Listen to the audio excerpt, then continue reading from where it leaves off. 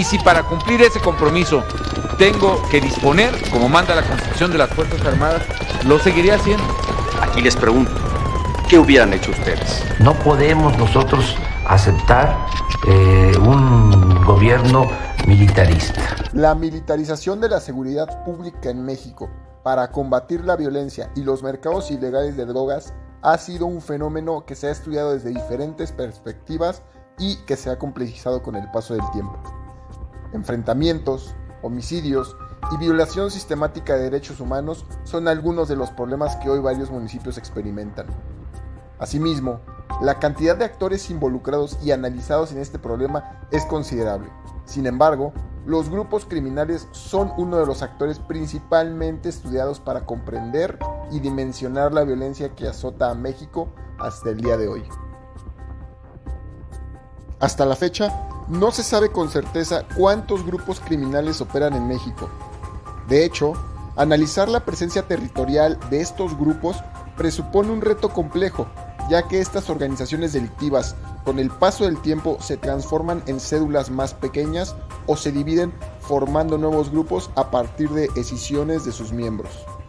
Como ejemplo de lo anterior, se encuentra Nemesio Ceguera Cervantes, alias El Mencho, fundador del Cártel Jalisco Nueva Generación, el cual, antes de montar su propia organización, era miembro del Cártel de Sinaloa. O bien, como el caso de Nazario Moreno González, fundador de los Caballeros Templarios y ex líder de la familia michoacana.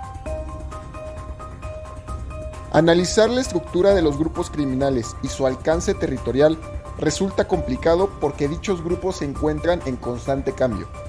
Es decir, la forma en que se crean y desarticulan organizaciones delictivas en México es sumamente rápida, ya que solo en un año o incluso meses puede ocurrir que los líderes de grupos criminales sean capturados o ejecutados, siendo reemplazados por otros. Miembros que deciden separarse para fundar su propio grupo y obtener el control en el trasiego de drogas y otras actividades ilícitas, e incluso cédulas que son eliminadas por otros grupos con tal de obtener control territorial específico. Debido a lo anterior, es muy difícil identificar con precisión cuántos grupos delictivos operan y tienen presencia en distintos estados de la República. Tanto medios nacionales como medios locales, a través de notas periodísticas y reportajes, han tratado de documentar la presencia de los grupos criminales cubriendo ejecuciones, narcomantas, retenes ilegales y cualquier otra actividad relacionada al crimen organizado. Sin embargo, cuando se trata de encontrar información o alguna base de datos, tanto en los medios de comunicación como en fuentes oficiales del gobierno acerca de la presencia geográfica de los grupos, la información es superficial, incompleta o está desactualizada. A pesar de las limitaciones mencionadas y con el objetivo de determinar realmente cuántos grupos del narcotráfico existen en México, el programa de política de drogas del CIDE construyó una base de datos a partir de notas periodísticas de medios locales y nacionales, conferencias oficiales, reportajes y reportes ciudadanos que hicieran referencia a la presencia de algún grupo delictivo entre 2018 y 2019 por cada estado de la República Mexicana. De acuerdo con los datos recabados, encontramos la presencia de 148 grupos delictivos entre 2018 y 2019, tomando en cuenta sus respectivos brazos armados distribuidos a lo largo de México. La mayor concentración de organizaciones delictivas se encuentra en Guerrero, con un total de 24 grupos, seguido por Michoacán con 23 grupos y finalmente el Estado de México con 22 grupos. Por otra parte, las entidades que tienen una menor presencia de grupos delictivos son Zacatecas con 5 grupos, Yucatán con 4 grupos y Nayarit con 3 grupos. La base de grupos criminales del CIDE-PPD identifica 17 grupos delictivos que se formaron a partir de decisiones de lugartenientes de grupos más longevos.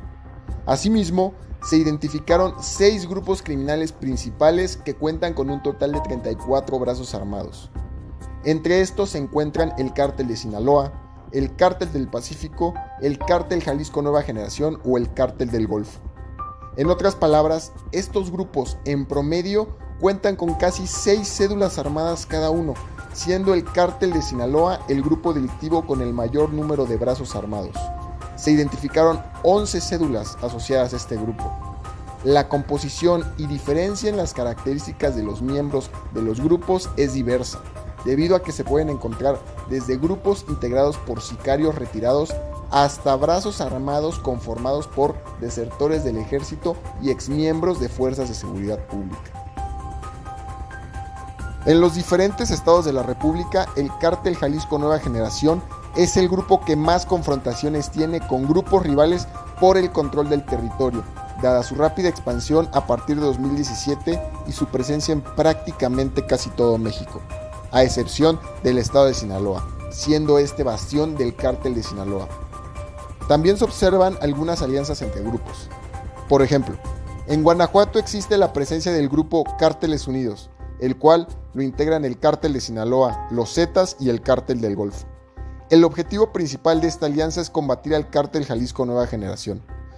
Sin embargo, después de todo este análisis surge la pregunta: ¿qué sigue y qué cambios o políticas públicas se pueden implementar para disminuir la presencia criminal en los diferentes estados del país?